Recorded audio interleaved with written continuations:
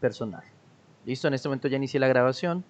Bueno, primero que nada, saludarlos muchachos, muy buenos días. Hoy estamos en la segunda sesión del módulo de diagramación, el 15 de septiembre del 2020. Vamos a darle inicio a nuestra segunda temática, que tiene que ver con relación a los diferentes tipos de diagramas que vemos en la estandarización UML. ¿Listo? Alguien ayer me hizo una pregunta por allí y es una pregunta muy bien formulada, porque, o sea, si ustedes se fijan en el material, muy bien, Angie, excelente, me gusta esa actitud de estar pendiente y estar, digámoslo, atenta a todo ese tipo de cosas. Ahorita vas a poder demostrarnos qué tanto investigaste, tranquila. Bueno, continuando, una cosa importante que me preguntaron ayer es, porque alguien leyó quizás que la estandarización UML o los diagramas UML se usan para la programación orientada a objetos. Entonces, ¿qué era eso? No sé si ustedes lo vieron, pensé, de pronto quizás pensé que lo habían visto en lógica de programación, que digamos lo que existen diferentes puntos de vista para programar, ¿sí? Ustedes en lógica de programación, en base al pseudocódigo que hicieron, imagino que tuvieron que haber trabajado en la famosa programación lineal. Así aprendemos a programar todos. Nosotros todos aprendimos a programar de programación lineal. ¿Qué quiere decir lineal? Que si ustedes se dan cuenta, comienza uno de arriba y va hacia abajo, ¿no? Como resumiendo los algoritmos. Entonces el primer cuadrito, el segundo cuadrito abajo y uno se va en ese orden, ¿no? Entonces, esa es la forma en que todos aprendemos a programar. Así se inicia la programación, así se inicia el pseudocódigo y así se inicia en esa área, ¿sí? Usted cuando inicia a programar, usted le enseña el Hola Mundo, ese tipo de cosas. Entonces, todos los programas uno los inicia de esa manera. Pero si nos vamos al ámbito real, o sea, si usted alguien aquí dice, no, yo quiero aprender, quiero ser programador, quiero aprender a programar un software bien estructurado, bien potente, usted se va a encontrar con una realidad un poco distinta, puesto que ya al aprender a manejar un lenguaje de programación y al querer hacer un programa mucho más complejo, ya la programación lineal no es tan usada, ya habrá otro tipo de programación muy distinta. Entonces hay diferentes tipos de programación, no podemos basarnos en uno solo cuando estamos diseñando un programa, aunque pues yo sé que dirán que estoy saliéndome de contexto porque pues ustedes están viendo el diseño web, y el diseño web, aunque tiene como ese pequeño ámbito de la programación, no es como tal programación. A veces nos meten esa idea, o a veces los instructores de pronto quizás quedamos en ese error de decir a ustedes, no, es que usted está aprendiendo a programar cuando está haciendo una página web, cuando realmente no es así. O sea, sí es verdad que se usan ciertos matices de la programación porque es un lenguaje de maquetado, es decir, un lenguaje de crear algo. Entonces dicen, no, es programación, pero es que la programación es algo mucho más complejo y esa parte de lo que tiene que ver con el diseño web. ¿Listo? Por eso HTML, CSS, PHP, bueno, aunque PHP sí se considera un lenguaje de programación de bases de datos, pero HTML y CSS, no, o sea, HTML es un lenguaje maquetado y CSS son simplemente estilos para aplicarle a ese lenguaje.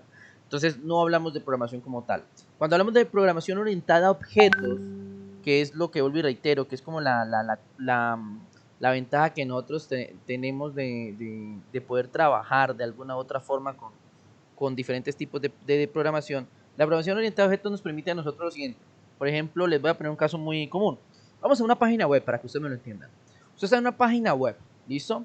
Usted normalmente en el diseño va a tener que programar, entre comillas, algunos elementos del diseño, ¿no? Entonces, supongamos que usted tiene una tienda online, que es una de las cosas más complejas de hacer vía web, y, y entonces usted dice, bueno, tengo mi página web, tengo mi carrito de compras, tengo mis artículos, tengo todo. Entonces quiero que el carrito de compras, cada vez que hagan cliente al parte, pues lo agregue. Quiero que ese carrito de compras me redireccione a una página estándar de ventas. Bueno, en fin, viste, diferentes tipos. Entonces, ese tipo de programación ya no se puede hacer lineal. Ya no puedo coger y decir, primero voy a programar, por ejemplo, los artículos. Porque un artículo tiene muchas cosas, tiene colores, tiene características, tipos, tallas, bueno, infinidad de cosas que hace que a la hora de la verdad sea muy complejo quizás esto programarlo de forma lineal.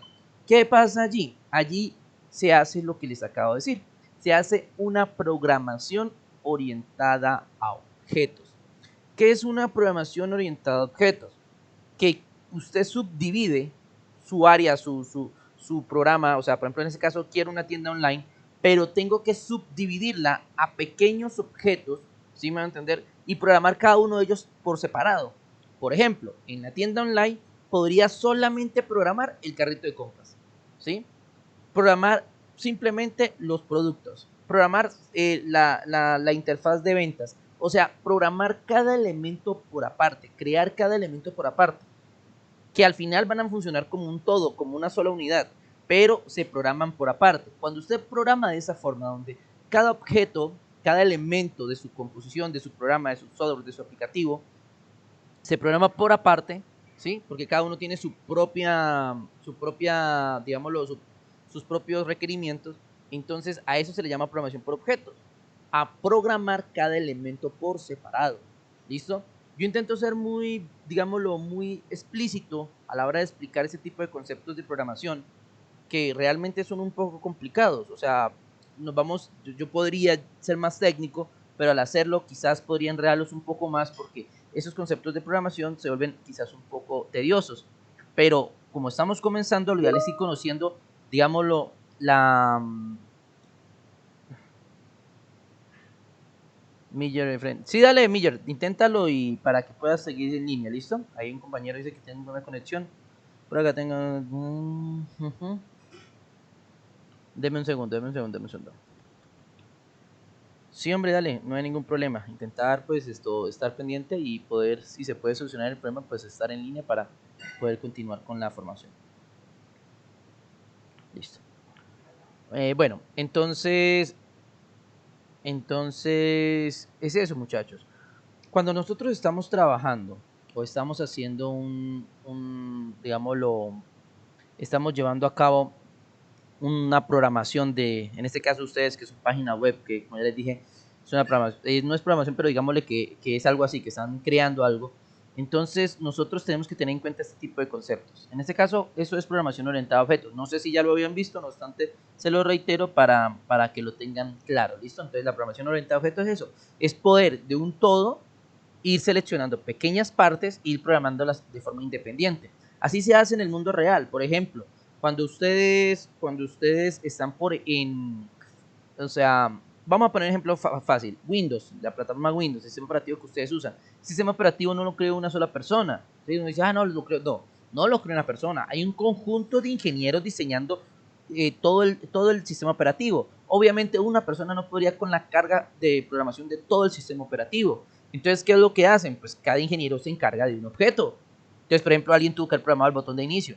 ¿Sí me va a entender? Alguien tuvo que haber programado la barra de tareas. Alguien tuvo que haber programado los iconos. Alguien tuvo que haber programado cada elemento del sistema operativo fue programado por una persona distinta. Luego, ¿qué hicieron? Llegaron y por medio de sus conectores conectaron todos esos objetos y formaron un solo todo que es el sistema operativo. Pero no fue diseñado por una persona, fue diseñado por muchas personas, cada una trabajando de forma independiente. A eso es lo que conocemos como programación orientada a objetos. ¿Listo? Bien, ¿por qué? Porque es que cuando hablamos de diagramación UML, una de las cosas que uno siempre ve al comienzo es los diagramas UML son usados para los programación orientada a objetos. Entonces, pero bueno, ¿en qué consiste eso? Y es eso, precisamente. Entonces, la diagramación como es orientada a objetos, entonces, pues casi siempre cada objeto tiene su propio diagrama, ¿sí? O sea, cada proceso dentro de nuestro programa tiene un diagrama específico, ¿listo? Bien, bueno, estos diagramas realmente, ¿para qué se los enseñan a ustedes o para qué nos los enseñan a todos en la universidad cuando estamos haciendo algún estudio de informática o ese tipo de cosas? ¿Para qué nos lo enseñan? Para poderlo aplicar en su caso, por ejemplo, en el caso específico de ustedes, hablamos de los que están aprendiendo diseño web.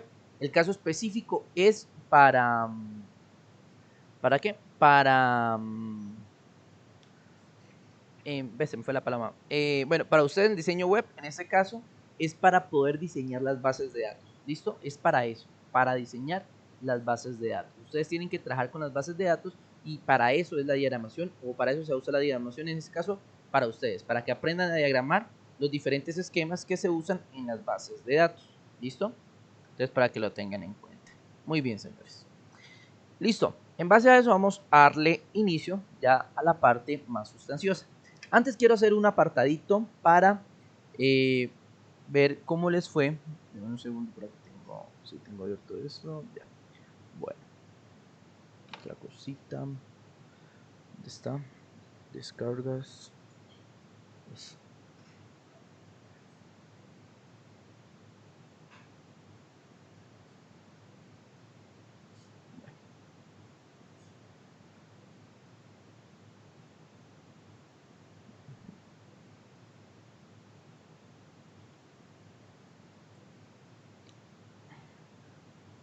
Bueno, por favor, alguien me abre el micrófono un momento y me dice si están viendo pantalla en este instante.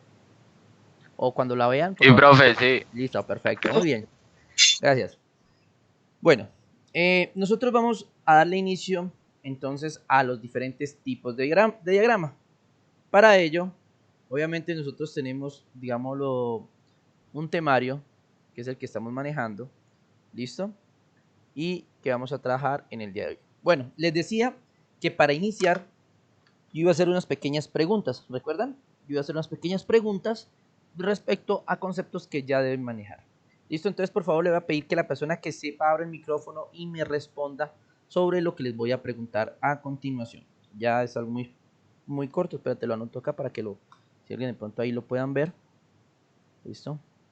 Bueno, listo. Entonces, quiero que me digan o me hablen si conocen qué son las variables. Alguien, por favor, que me diga qué son las variables en la programación o en el pseudocódigo. O lo que hayan entendido sobre ese tema. Profe, son los resultados que pueden cambiar, ¿no? O sea, que pueden variar, ¿no? Listo, muy bien.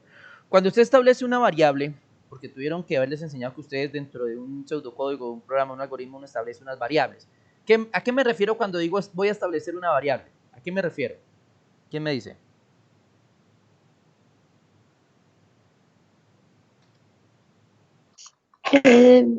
Asignarle un nombre. Muy bien. Bueno, asignarle un nombre, ¿cierto? Esa es una. O sea, pues. Sí, tú puedes asignarle un nombre a una variable. Por ejemplo, tú puedes decir que, supongamos que A más 2 es igual a B, ¿sí? Que B vendría siendo el resultado de esos elementos. Ahora bien, cuando vamos a establecer variables, ustedes han visto que aparece var, ¿cierto? Nosotros podemos asignar diferentes tipos de variables. ¿Alguien me dice cuáles pueden ser algunos de esos tipos de variables que podemos asignar? Uno las puede definir como enteros, características. Ajá. Sí. Sí, señorita. Sí, carácter lógico. Ajá. Muy bien. Listo, muy bien. Listo. Ahora bien, vamos acá, que acá me están respondiendo. Entonces, dámele cuidado. Bien. Colocarle nombre, ¿sí? Muy bien. Bueno, muy bien, Tatiana. Entonces, nosotros normalmente podemos trabajar en variables de diferentes tipos. ¿Listo? Esas variables nos van a decir qué tipo de contenido lleva ese, ese, ese elemento. Por ejemplo, la variable string es una cadena de texto. ¿Listo? Una variable entero, ¿cierto? O una variable booleana, ¿cierto? Que la variable booleana es la que puede ser true o, perdón, true o false. ¿Listo? Entonces, esos son variables. Es por eso que quería preguntar sobre esto. ¿Por qué?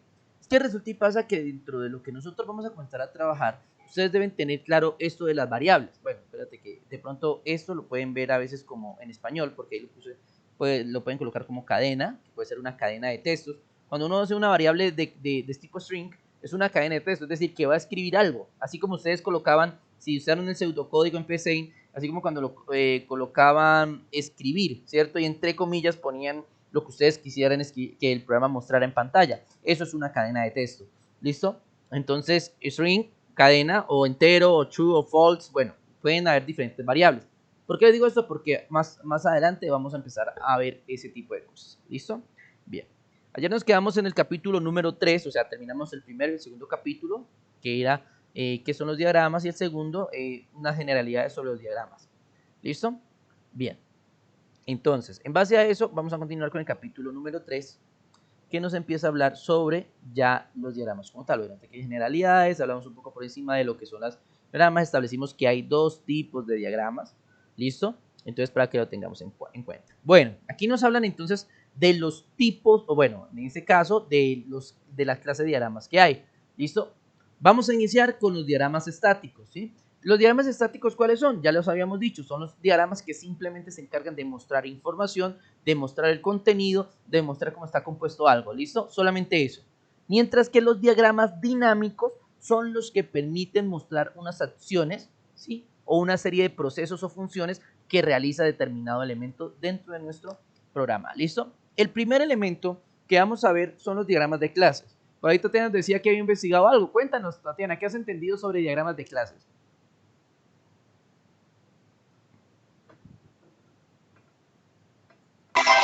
Pues, profe, o sea, yo investigué los tipos de diagrama, como el concepto básico de cada uno, así Sí, tranquila. superficial, ¿no?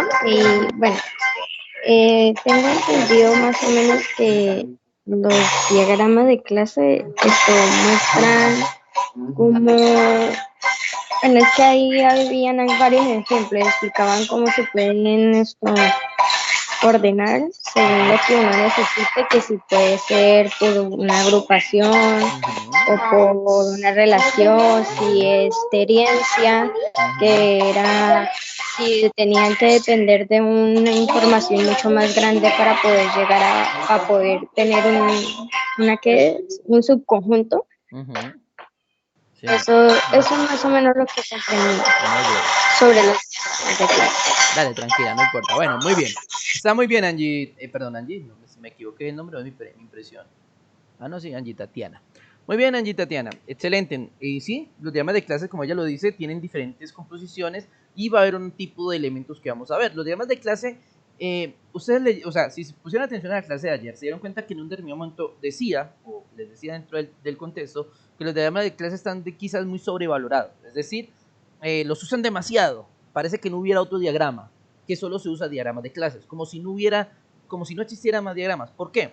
Porque los diagramas de clases, digamos, es una forma más simple y más sencilla de explicar. Y es más, para lo que ustedes necesitan diagramación, los diagramas de clases son perfectos, puesto que nos permiten establecer las relaciones y de una forma fácil mostrar lo que son las bases de datos, ¿sí? Entonces, digámoslo que si nos vamos a ese punto, estamos en el lugar correcto respecto a los diagramas de clases. No obstante, no quiere decir que sea el único objeto que yo pueda usar. Luego reitero, ya para mostrar el funcionamiento de la base de datos, cómo trabaja, qué interacción tiene con el cliente, ya se podría hacer uso de lo que llamamos un diagrama de clases de uso, valga la redundancia. ¿Listo? Entonces vamos a iniciar con este diagrama. Para poder iniciar con estos diagramas, nosotros debemos entender que cada diagrama se puede dibujar. Es decir, de eso se trata, de dibujar en algo más simple, algo muy complejo. Ahora bien, ¿es necesario tener el programa? La pregunta es esa, ¿es necesario tener el programa? Realmente no. O sea, yo les dije, vamos a usar Star UML y lo vamos a usar, pero no quiere decir que yo no pueda hacer un diagrama en una hoja de papel, por ejemplo. O sea, siempre y cuando yo siga la normativa o sirva la metodología, que es lo que vamos a aprender ahora, ¿sí? si yo sigo la normativa y sigo lo que voy a hacer, pues simplemente estoy haciendo un diagrama UML, sea en una hoja de papel, sea en Word, sea en otro programa, sea en el que sea, sin tener que haber usado el programa Star UML. Entonces, ¿cuál es la ventaja de usar dicho programa? ¿Por qué usar Star UML y no dibujarlo en Word o en cualquier otro programa? Porque es que Star UML viene especializado precisamente para crear esos diagramas y nos facilita la estandarización. Es decir, que necesitamos una relación, que necesitamos modificar algo, es más automático hacerlo con Star UML que ir a Word o ir a cualquier otro programa donde yo tendré que, digámoslo, buscar herramientas para crear los elementos que necesito en mi diagrama, ¿sí?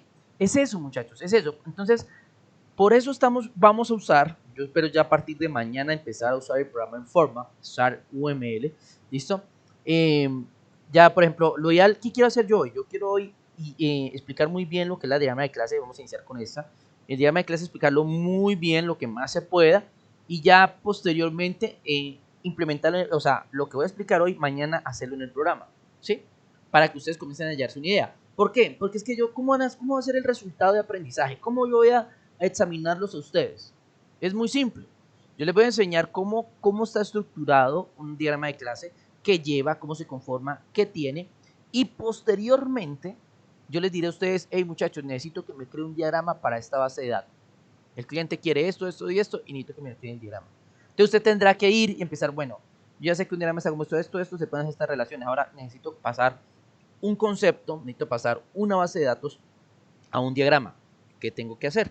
Entonces allí viene cómo implementar los diferentes tipos de diagramas. Entonces dice, el diagrama de clases, como ya hemos comentado, será donde definiremos las características de cada una de las clases y relaciones de dependencia y generalización. Es muy importante, señores, entender relaciones. Más adelante les van a dar duro con esto de las relaciones. En bases de datos las relaciones son fundamentales.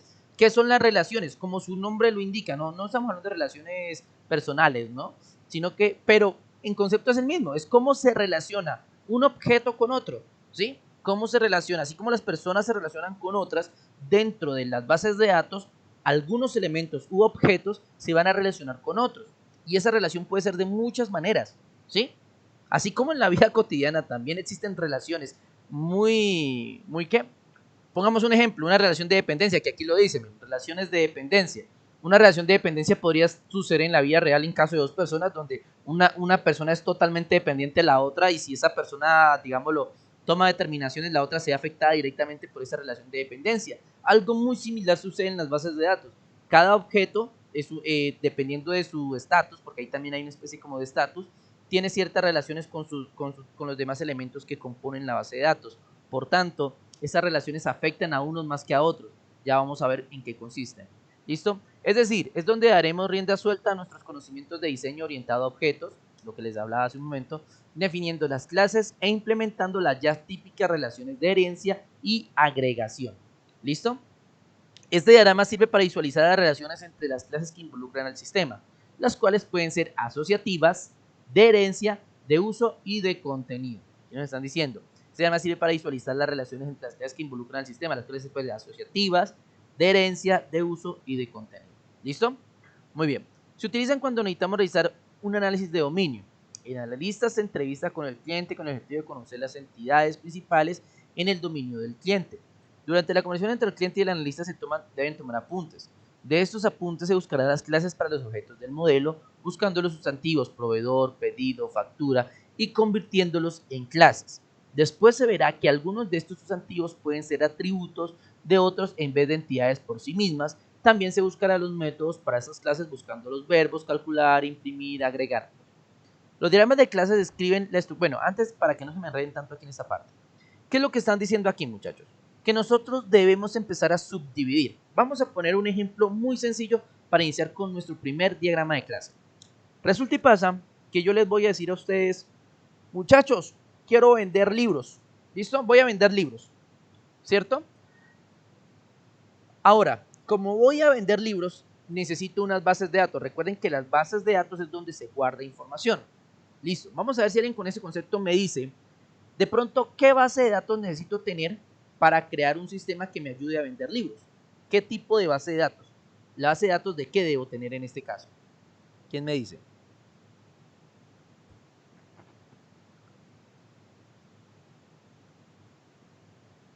¿Ninguno? Bueno, entonces, póngame atención. Resulta y pasa que si yo voy a vender libros, la primera base de datos que debo tener, ¿cuál es? Pues la de los libros. O sea, si yo voy a vender libros, debo tener una base de datos de los libros. Es decir, un lugar donde yo tenga la información de todos los libros que tengo en mi almacén. ¿Se comprende eso? Todos los libros que tengo en mi almacén. Ahora bien, ya sé que tengo esos libros. Bueno, vamos a hacerlo por acá. Por acá tengo abierto Lucidchart. ¿Sí? Bien. Bueno, voy a usar este programita para ir haciendo como más gráfico esto. ¿Listo? Bien. Bueno, entonces, quiero que pongan atención. Un segundo.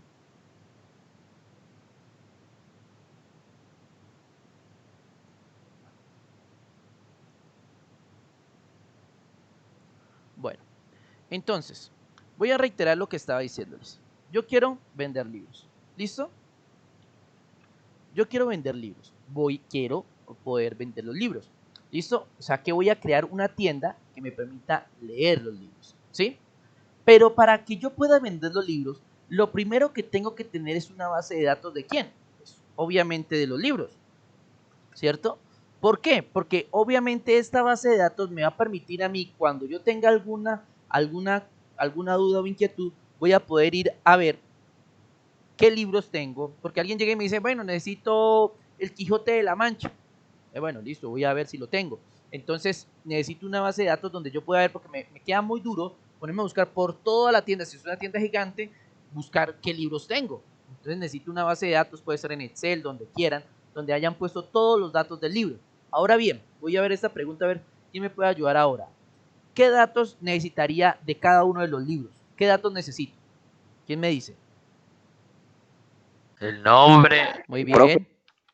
Nombre. el autor, Listo. Nombre. Autor. eh, ¿Qué más? La categoría del libro. Bueno, Y sí, es de- podemos categorizarlos. Categoría. el precio también. Muy bien, el precio de cada uno. Excelente. De pronto algo que están fallando ahí La se nota. cantidad, Dime. la cantidad. Muy bien, podemos usar algún término de cantidad para saber cuántos libros nos quedan de esa versión. Por ejemplo, si tengo 10 libros del Quijote, 10 libros ¿de qué libro hay que me acuerde? Del Profeta de Gabriel García Márquez, de El Coronel no tiene quien le escriba, ¿sí? O sea, bueno, ¿cuántos tengo? ¿Quién más? Bueno, listo. Algo que de pronto dejémoslo ahí. Algo que de pronto se les pasó aquí fue la editorial, ¿no? ¿Listo? O sea, la casa editorial que lo publicó. Fecha de publicación. Bueno, se pueden poner muchas cosas. Vamos al punto. Esto que ustedes están viendo aquí, o sea, este elemento que ustedes están viendo acá, ¿listo? ¿Es una qué? Es una base de datos, ¿listo? Esto es una base de datos. Una base de datos se puede crear en una hoja de papel. Yo podría tener esto escrito en un libro. Lo podría haber tenido en Excel. Podría haber comprado un programa de facturación como Seek o como Word y ya tengo toda la información. Entonces una base de datos no tiene ciencia. Lo importante es tener en cuenta esto. ¿Qué necesito de cada elemento para yo saber, digámoslo así, sus diferentes características? Entonces yo ya puedo, ¿qué más puedo agregar de pronto aquí? Podría agregar ubicación para que si tengo una tienda física, entonces saber dónde tengo el libro, ¿no? Porque esa también es otra. Bueno, ahora dónde lo busco. Entonces como también está categorizado, entonces categoría de aventura, bueno, de acción, de lo que sea, ¿sí? Entonces, romanticismo, bueno, lo que queramos. Listo. Ahora, tenemos lo que les decía en primera instancia, tenemos esto, los libros. ¿Listo? Yo quiero vender los libros, pero para vender los libros vamos a irnos a algo más específico. Vamos a facturar los libros, es decir, voy a crear una factura por cada libro que venda. Bien, ahora, cuando yo voy a facturar esos libros, o sea, yo necesito tener otra base de datos. Esa otra base de datos, aquí la vamos, obviamente que dirán, profe, pero es que los clientes van llegando nuevos. Sí, pero vamos a poner este ejemplo para que vayamos entendiendo un poco la lógica de lo que trata. Vamos a suponer que yo tengo una base de datos de clientes, ¿sí? Ahorita pasa que yo ya tengo un almacén grande y tengo una lista de clientes, que son los que siempre me vienen a comprar. ¿Listo? Ahora, ¿qué atributos necesito de clientes? Alguien que me dé ahí rápidamente. ¿Qué necesito? ¿Qué información necesito de los clientes? ¿Qué información necesito tener de los clientes? Dime. correo El número, electrónico. el correo electrónico y la dirección de la residencia. Ajá, muy bien. Nombre, dirección, teléfono, porque entonces cómo lo vamos a ver para llamar para hacer la entrega, ¿cierto? Nombre, dirección, teléfono. ¿Qué más me dijeron? Correo electrónico. Correo electrónico. Eso, muy bien. Correo. Listo. Bien. Entonces, hasta ahí, miren, ¿qué quiero que me entiendan? Aunque esto pues realmente es de bases de datos, pero es como para que me empiecen a entender un poco lo que vamos a hacer con los diagramas. Bien. ¿Listo? Entonces yo tengo un elemento base, que es vender libros, que aquí es donde voy a crear las facturas. ¿Listo? Muy bien. Y tengo dos bases de datos. Dos bases de datos que se llaman clientes y libros, ¿sí? Ahora bien, ¿qué es lo que sucede aquí? Y quiero que me entiendan. Como yo les dije a ustedes que lo que yo quería era vender libros, y en este caso ya veremos que el objetivo es facturarlos. Entonces, obviamente yo lo que quiero es crear una factura. Para crear una factura, yo necesito, y ojo que esto es algo que quizás no, bueno, lo voy a explicar acá, aunque realmente esto se lo van a explicar en bases de datos. Algo que nos faltó en cada uno de estos elementos es que cada uno de ellos, ojo, siempre va a haber algo que llamamos ID. ¿Listo? ID. Cada elemento de una base de datos lleva un ID. ¿Alguien me dice o sabe qué es un ID?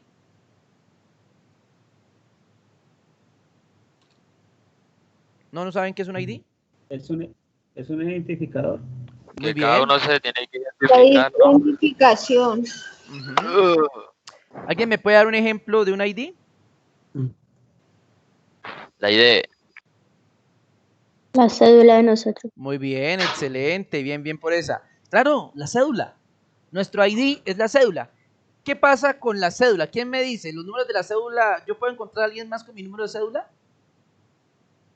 ¿Pasa o no? No. Exacto. El identificador es algo único. Identifica cada elemento como una sola unidad. ¿Sí me va a entender?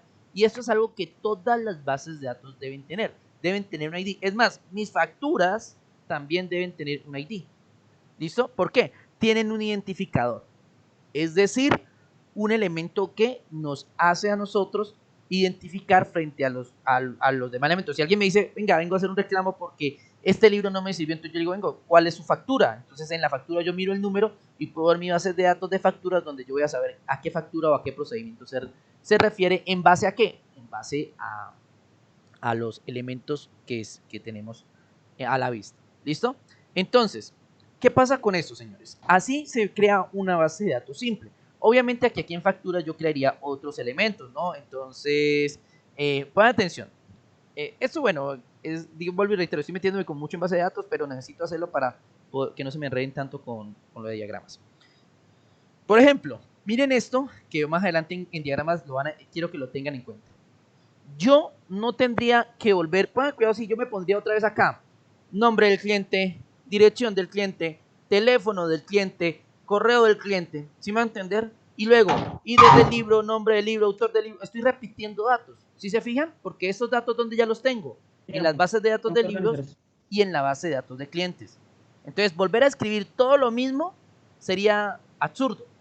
Por eso los programas, cuando uno diseña una base de datos automatizada, uno al programa no le dice, oiga, vaya y escriba de nuevo todo, o venga, yo escribo otra vez, yo venga, ¿cómo es su nombre? Venga, ¿cómo se llama el libro? Venga, yo lo anoto. No, eso sería una redundancia de datos. Lo que hago es decirle, ojo con esto, crear lo que llamamos un dato foráneo, un dato externo. Y lo que digo es, aquí por ejemplo, ID cliente, y acá abajo, ID libros. ¿Qué fue lo que hice? Quiero que me entiendan. La factura va a ser una única. Vamos a poner un ejemplo. Esta sería la factura 0011. Supongamos que estamos recién comenzando. ¿Listo? El cliente. Entonces, obviamente, yo aquí tendría una cantidad de clientes inmenso. Pero al colocar el código del cliente, solamente con, por ejemplo, su número de cédula puede ser. Si coloco el número de cédula del cliente, automáticamente el programa ya sabe que de ese cliente va a llevar nombre, dirección, teléfono, correo. ¿Sí me hago entender? Hay una relación directa entre este ID y esto. Por eso son las bases de datos. A eso se le llama una relación. ¿Sí ven? Hay una relación entre estas facturas y lo que sería este elemento. Aquí yo de pronto, quizás por esto, vamos a quitar este vender libros, que este no iría aquí. Aquí es factura nomás. ¿Listo? Y vamos a crear acá. Entonces esto sería vender librería, coloquémosle. Listo. Muy bien. Entonces tenemos nuestra librería. Bien. Ahora, vuelvo y reitero. ¿Qué estoy haciendo yo aquí? Entonces, en esa librería estoy vendiendo libros. Por lo tanto, creo lo que llamamos las facturas. ¿Listo? Bien. De esas facturas, obviamente tengo un ID que es un código único que lleva la factura. Y según el cliente que me haya comprado, entonces yo al cliente no le tengo que preguntar su nombre, su dirección, su teléfono, sino que yo déme su número de cédula. Yo lo digito y automáticamente el programa sabe que se va a conectar con la base de datos clientes y ya sabe cuáles son los datos de ese cliente. Igualmente, miro el libro y ahí es donde entran, por ejemplo, o sea, yo creo que todos de niños nos preguntamos por qué a los elementos de un supermercado le ponen el famoso código de barras, ¿sí? Y ese también es su identificador, o sea, el código de barras es eso. Por eso usted llega a un supermercado, simplemente lo pasan por la máquina y la máquina automáticamente da los datos de ese producto, porque ese código de barras es el identificador que nos permite a nosotros saber, ¿listo? ¿Quién? Que vean, cédula, teléfono. ¿Alguien está hablando? Perdón.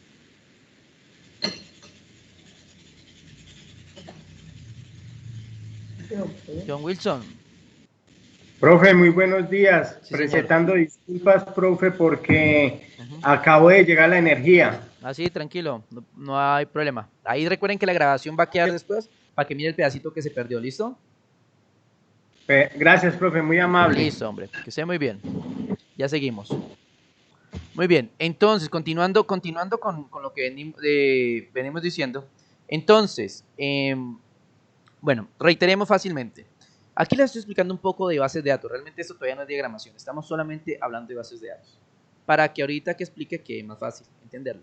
Entonces, nosotros en una base de datos siempre vamos a tener datos, que son, digámoslo de alguna otra forma, los grandes conglomerados, ¿sí? Y vamos a tener digámoslo, unos elementos que van a crear relaciones. Aquí les explicaba que voy a crear unas facturas, las cuales crean relaciones entre facturas y cada uno de los clientes y cada uno de los libros. ¿Listo? Más adelante vamos a entrar a profundizar en lo que se llaman tipos de relaciones, que pueden ir de uno a muchos, de muchos a uno, ¿sí? Porque, por ejemplo, les voy a explicar algo simple. Un cliente, una persona, puede comprar varios libros, ¿cierto? Me puede facturar varios libros. ¿Listo? Entonces, en este caso, esta relación donde un cliente, ¿sí? Me puede facturar varios libros, eso sería una relación de uno a muchos. O sea, un cliente a muchos libros. ¿Sí me va a entender? Ese tipo de elementos se manejan. Entonces, ¿qué pasa? Yo no puedo poner dos clientes dentro de la misma factura. No puedo. ¿Sí? O sea, lo compra solamente uno, no dos clientes. Siempre habrá solamente un cliente. Entonces, dos clientes no pueden estar dentro de la misma factura. Solamente un cliente me puede comprar, eso sí, varios libros. Entonces, una relación y un cliente me puede generar varias facturas, para que me entiendan. Entonces, ese cliente, como puede generar varias facturas, entonces a eso le damos una relación de uno a muchos. ¿Sí? Pero, ojo, vuelvo y reitero. Entonces, pero dos clientes no pueden estar en una sola factura. Eso no puede suceder. Habrá una factura por cada cliente. ¿Listo? Para los libros, para la parte de los libros sí es más complejo. ¿Por qué? Porque yo puedo crear una factura, igualmente, para muchos libros, como puedo crear una factura para un solo libro, ¿sí? Es decir, siempre habrá una sola factura de uno a muchos, en este caso, libros. ¿Listo? Bien, eso, digámoslo en general, es lo que podemos resumir para una base de datos. ¿Listo? Eso es una base de datos simple, sin mayor problema.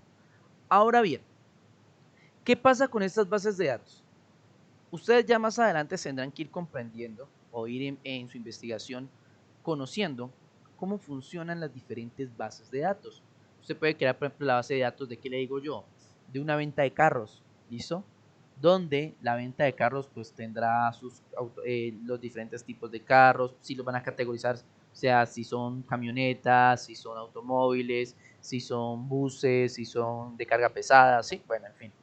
Ustedes tienen que empezar porque me imagino que la siguiente clase que sigue después de estas bases de datos, entonces ahí les van a dar un poco más duro sobre ese aspecto, sobre qué son, cómo funciona y cómo trabajan las bases de datos. Entonces, ir como conociendo este aspecto es muy importante. Pero bueno, entremos en materia. Ahora sí, veamos qué tiene que ver las bases de datos con la diagramación. ¿Listo? Vamos a trabajar un poco en esa área. Bueno, entonces en 9:12 alcanzo. Listo. Entonces, bueno, lo primero es entender lo siguiente. Nosotros, para los diagramas de clase, y ojo con esto, vamos a usar, miren, les voy a presentar el diagrama que identifica las clases. ¿Listo? ¿Qué es una clase? Para que empecemos a entender. ¿Qué es una clase? Por ejemplo, en la base de datos que vimos,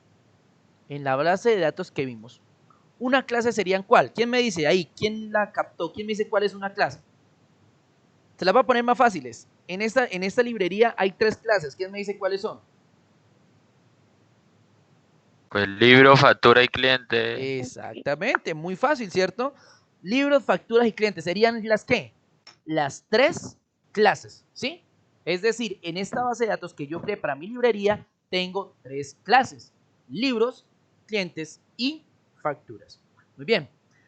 Entonces, lo que voy a hacer, digámoslo, es transformar esto, ¿sí?, en un diagrama UML. Que yo diga, esto cumple las reglas de un diagrama UML. ¿Listo? ¿Alguien quiere decir algo? Pero yo escucho que alguien abrió el micrófono.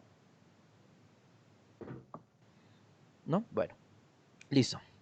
Ahora bien, entonces vamos a crear nuestra primera clase, ¿les parece? Vamos a crear una clase para clientes. Vamos a crear una clase para clientes. Muy bien. Entonces, ¿qué debemos tener en cuenta nosotros, señores? Por favor, ojo con esto. ¿Listo? Nuestras clases están compuestas por 3 elementos. ¿Listo? El primero es, y ténganlo muy en cuenta, el título de la clase o nombre de clase. ¿Listo? Muy bien. ¿Sí? Ese es el primer elemento que compone nuestro diagrama de clases. ¿Listo? Segundo elemento. Ojo con esto, por favor, que aquí puede haber una confusión quizás. Es para que estemos muy concentraditos y no cometamos errores. ¿Listo? Nuestro segundo elemento que compone la clase se llaman, ojo, se llaman atributos. ¿Listo? Y nuestro tercer elemento que compone una clase se llama, ojo con esto, ¿listo? Se llama métodos, métodos o procesos. ¿Listo? Bien. Listo. Esas son las 3 partes que llevan nuestro diagrama, ¿sí? UML. Es decir, estoy transformando esta base de datos que vamos a imaginar que ya la tenemos hecha. Hemos creado un programa que hace esto y entonces estamos intentando explicar nuestro programa. Entonces vamos a pasarlo a un diagrama UML. El título de la clase. A ver, ayúdenme. ¿Cuál es el título de la clase? ¿Cuál es el título de la clase? Día. Clientes. Muy bien. ¿No? Los clientes. Sí, señor. Clientes. ¿Esta clase cómo se llama? Clientes. Bien. ¿Listo? Ahora, ojo con esto. Luego de que nosotros identificamos nuestra clase, que es la clase que estamos viendo acá, clientes, debemos identificar los atributos. ¿Alguien quizás por lógica me dice cuáles son los atributos de cliente? La información que se recoge. En este caso, dame nombres exactos. El ID, el nombre de la dirección, el teléfono, el correo electrónico. Ajá, muy bien, excelente, excelente. Entonces, ojo con esto, señores. En este caso, sería, bueno, el ID, el IG, listo. Ojo, ¿cómo va esto? Miren, ID, dos puntos y el tipo de datos que se va a usar. El ID es un ¿qué? ¿Quién me dice? En una variable, como si fueran a programar. ¿El ID qué es? ¿En serio? El identificador. Dime. Identificador. Es un entero. Exacto, muy bien. Excelente por allá para quien nos lo dijo. Qué pena, no alcanzo a ver quién nos está hablando, por lo que estoy como en toda la pantalla, pero no importa. Ya le felicito al señor que lo dijo. Muy bien, es un entero, ¿sí? Entonces nuestro primer elemento o nuestro primer atributo sería el ID y se establece como ¿qué? Como entero. ¿Listo? Vamos con los siguientes ID. Vamos con el siguiente ID, que sería nombre. ¿Listo? ¿De qué tipo es nombre? ¿Quién me dice? Carácter. Muy bien, es un carácter. Si ustedes lo quieren manejar como carácter, no hay ningún problema. Como carácter no hay ningún problema. Pero normalmente nosotros manejamos como string. ¿Listo? Que eso es lo mismo. O sea, es una cadena de texto. ¿Listo? Porque es una cadena de texto. Ojo que hay veces que usted puede identificar, y cuidado con eso en programación, que usted puede identificar una variable como cadena, o sea, como cadena de texto o como solo como un carácter. Eso es diferente. Pero cuando yo pongo una cadena de texto, estoy diciendo que voy a colocar un texto largo. ¿Listo? O sea, que voy a escribir la carrera, una dirección, va a ir números, va a ir letras, va a ir... Y hay veces que usted quiere solo carácter, entonces va a aparecer un solo elemento, que puede ser un asterisco, un punto, ¿sí? Entonces, vamos a dejarlo ahí. ¿Listo? ¿Qué más sigue? Sigue nombre, dirección, teléfono, ¿cierto? Entonces, todos van a manejar lo mismo, ¿no? Porque son elementos, bueno, excepto teléfono, que también sería dirección, que sería string, que es una cadena de texto, olvidigo. ¿Listo? Dirección. ¿Se cayó? Ay, ¿en serio?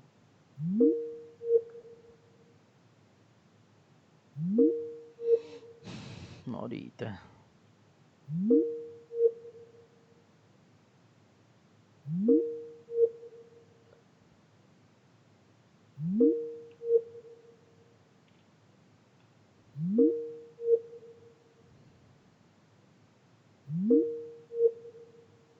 Juguemos.